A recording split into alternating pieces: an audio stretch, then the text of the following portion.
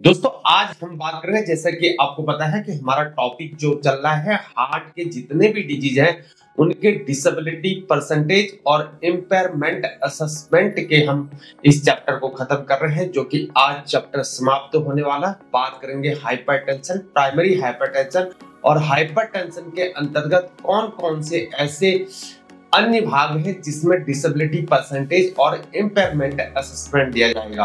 यानी कि primary hypertension के जो भाग होंगे उनके डिसेबिलिटी असेसमेंट और इम्पेयरमेंट असेसमेंट डिसेबिलिटी परसेंटेज की बात करेंगे। जिन फौजी भाइयों को इन चीजों की दिक्कत है उसके डिसेबिलिटी परसेंटेज और इम्पेयरमेंट असेसमेंट किस प्रकार मिल पाएगा उसको जानने की कोशिश करेंगे। जय हिंद दोस्तों, मैं हूं हीरा परियार और आप देख रहे हैं सैनिक एकता। चैनल को सब्सक्राइब करें और वीडियो को ज्यादा से ज्यादा शेयर करें, लाइक करें, कमेंट करें। सीधे बढ़ते हैं टॉपिक में। Primary hypertension uncomplicated hypertension impairment assessment will be. पहले समझते हैं कि अनकॉम्प्लिकेटेड हाइपरटेंशन क्या होता है। पहले समझते हैं कि हाइपरटेंशन क्या होता है। प्राइमरी हाइपरटेंशन यानी कि प्राथमिक उच्च रक्तचाप, जिसे पहले आवश्यक उच्च रक्तचाप भी कहा जाता था, वह उच्च रक्तचाप है जिसका कोई विशिष्ट कारण नहीं होता है, बल्कि यह कई कारकों के संयुक्त प्रभाव से होता है। जब रक्तचाप सामान्य से अधिक होता है लेकिन किसी ज्ञात कारण जैसे किडनी की बीमारी या किसी अन्य बीमारी के कारण नहीं, तो इसे प्राथमिक उच्च रक्तचाप कहा करते हैं। तो जब अनकॉम्प्लिकेटेड हाइपरटेंशन हो तब इस वाले केसेस पे इम्पेयरमेंट कितना होगा मेरे दोस्तों, या डिसेबिलिटी परसेंटेज कितना होगा, 5% होगा। जब अनकॉम्प्लिकेटेड हाइपरटेंशन हो तब उसका डिसेबिलिटी परसेंटेज या इम्पेयरमेंट असेसमेंट कितना होगा मेरे दोस्तों, 5% होगा। आगे बात करते हैं hypertension with target organ damage. जब हाइपरटेंशन के साथ टारगेट क्या हो, ऑर्गन डैमेज हो चुका हो। Hypertensive heart disease with moderate to severe LVS. तो अब इसमें समझते हैं कि इसको एलवीएस मैंने आपको पहले ही बताया कि लेफ्ट वेंट्रिकुलर हाइपरट्रॉफी कहते हैं, यानी कि हृदय के बाएं वेंट्रिकुलर, जो हृदय का मुख्य पंपिंग चैम्बर होता है, उसकी मांसपेशियों का मोटा होना हृदय की मांसपेशियों को अधिक काम करने के कारण होता है, जिससे वो मोटी हो जाती है। हृदय का वह हिस्सा जो ऑक्सीजन युक्त रक्त शरीर को पंप करता है, इसे हम एलवीएस कहेंगे। तो अब बात करते हैं, यानी कि इनके कहने का मतलब है कि जब hypertensive heart disease with moderate to severe हो, यानी कि मॉडरेट मतलब होता है मध्यम, बीच का। मॉडरेट मतलब न कम न ज्यादा, मतलब बीच का हो तब जो है, या सीवियर हो, मॉडरेट टू सीवियर, सीवियर मतलब बहुत खतरनाक हो तब वाली स्थिति हो, या एलवीएस हार्ट फेलियर हो, या ग्रेट वेसल हो। तो ग्रेट वेसल को भी समझ ले। Heart failure, great vessel disease, aneurysm, dissection हो तो दिव्य कब रहा है, डिसेक्शन हो, और तो इस वाली स्थिति में क्या होगा इसको समझ लेते हैं पहले। मतलब एन्यूरिज्म मतलब हुआ कि आपके शरीर की सबसे बड़ी धमनी या महाधमनी, जिसे एओर्टा कहते हैं, कि दीवार में एक उभार या गुब्बारे जैसे आकार का हो जाए, तो जो कमजोर होने के कारण का होता है। यानी कि आपके हृदय से ऑक्सीजन युक्त रक्त को शरीर के बाकी हिस्सों तक ले जाने वाली मुख्य धमनी जो होती है हमारी महाधमनी होती है।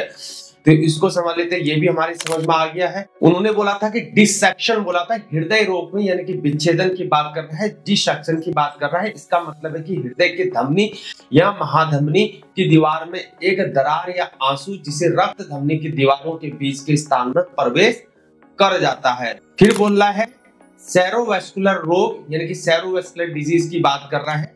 यही लिखा है cerebrovascular disease more than grade 2 retinopathy लिखा है। तो इसका मतलब है कि रक्त वाहिका धमनियां संबंधित बीमारियों का एक समूह है जो रक्त प्रवाह में रुकावट या रक्त स्राव के कारण मस्तिष्क को नुकसान पहुंचाते हैं, जिससे स्ट्रोक आने लगते हैं।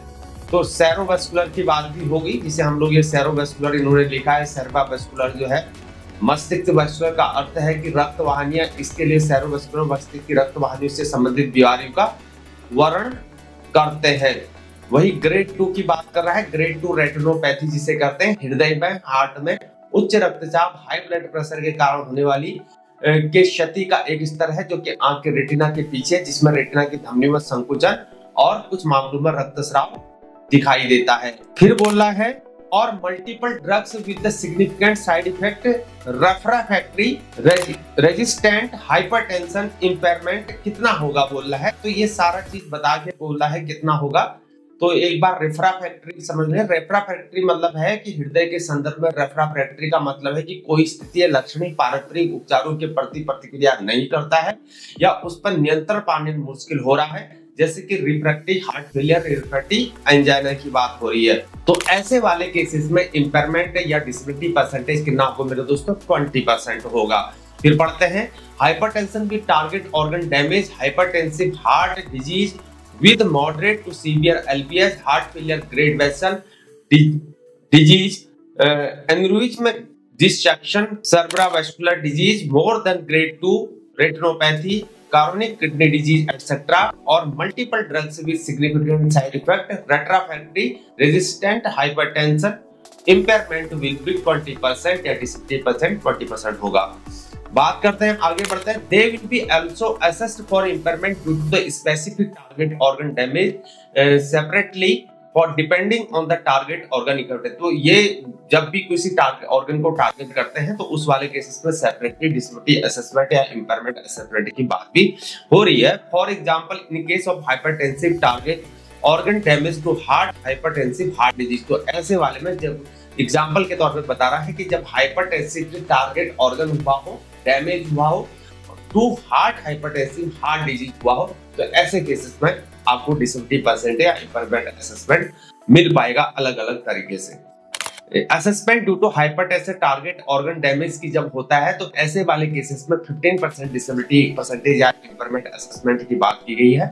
बाकी जो है assess the exercise capacity of METs table की हम ऑलरेडी बात कर चुके हैं। आई बटन में क्लिक करके उस वीडियो को जरूर देखें, या मैं लास्ट में लगा दूंगा उस वीडियो को टैग करके, आप उसको देख सकते हैं। मैंने ऑलरेडी टेबल की बात कर रखी है। मेड्स टेबल पुरुष का अलग और फीमेल का अलग, यानी कि फीमेल और male sex wise. Calculate the impair age per the table for the age and sex, table number 6 और 7 की है। If the assessment of X, अगर आप चाहते हैं कि मुझे कमेंट्स कर देना, मैं आपको व्हाट्सएप के चैनल से जो है आपको पीडीएफ भी सेंड कर दूंगा ताकि आप पीडीएफ में आप देख सकें मैथ्स टेबल को। Can't be done due to limitation of activity. There are features of cardiac functional impairment as per empirical assessment. The individual can be assessed based on the table on cardiac failure. Table 1 के according हो रही है। Table 1 की मैं बात कर चुका हूं पहले ही, उसकी भी मैं वीडियो आपके लास्ट टैग में वीडियो का टैग लगा दूंगा, यानी कि उस वीडियो को करके टेबल 1 में आप वीडियो देखना। हार्ट की जितने भी प्रॉब्लम है उसमें भी बहुत सारे विश्लेषण किए हुए हैं। Total impairment due to hypertension can be calculated by the adding step 1 to either step 2, step 3 whichever or higher. तो स्टेप 1 जो मैंने बताया मैथ्स टेबल के अकॉर्डिंग हो रही है, तो स्टेप 2 और स्टेप 3 हायर वैल्यू जो होगी उसके अनुसार जो उसमें लिया जाएगा और उसी के अकॉर्डिंग जो है डिसेबिलिटी परसेंटेज और इम्पेयरमेंट असेसमेंट इसमें कैलकुलेट हो पाएगा और आप लोगों को जिनको दिक्कत है उनको मिल पाएगा। और नेक्स्ट वीडियो हम बात करेंगे, जैसे कि आपने कमेंट्स में बताया था, हमें पॉट स्पाइन के बारे में बताइए। तो पॉट स्पाइन की हड्डी की तकलीफ हो रही, जितने भी स्पाइन की भी जो भी तकलीफें हैं, चाहे वो स्पॉन्डिलोआर्थराइटिस, एक्सियल स्पॉन्डिलोआर्थराइटिस, एंकिलोजिंग स्पॉन्डिलाइटिस या अन्य कई तरीके के स्पाइन्स की प्रॉब्लम है, तो उसमें डिसेबिलिटी परसेंटेज, उसकी डिसेबिलिटी असेसमेंट या ट्यूबरकुलोसिस, टीबी, बोन टीबी जो भी है उसके कारण जो है जो दिक्कत हुई है स्पाइन में, तो उससे जो है आपको डिसेबिलिटी असेसमेंट, उसका डिसेबिलिटी परसेंटेज, इम्पेयरमेंट असेसमेंट किस प्रकार से मिल पाएगा उसका हम व्याख्यान करेंगे, क्योंकि चैप्टर बहुत लंबा है, वो भी उसको खंड वाइज अलग अलग तरीके से हम करेंगे। आज के लिए इतना ही, फिर मुलाकात होगी। जय हिंद, जय भारत, वंदे मातरम, भारत माता की जय।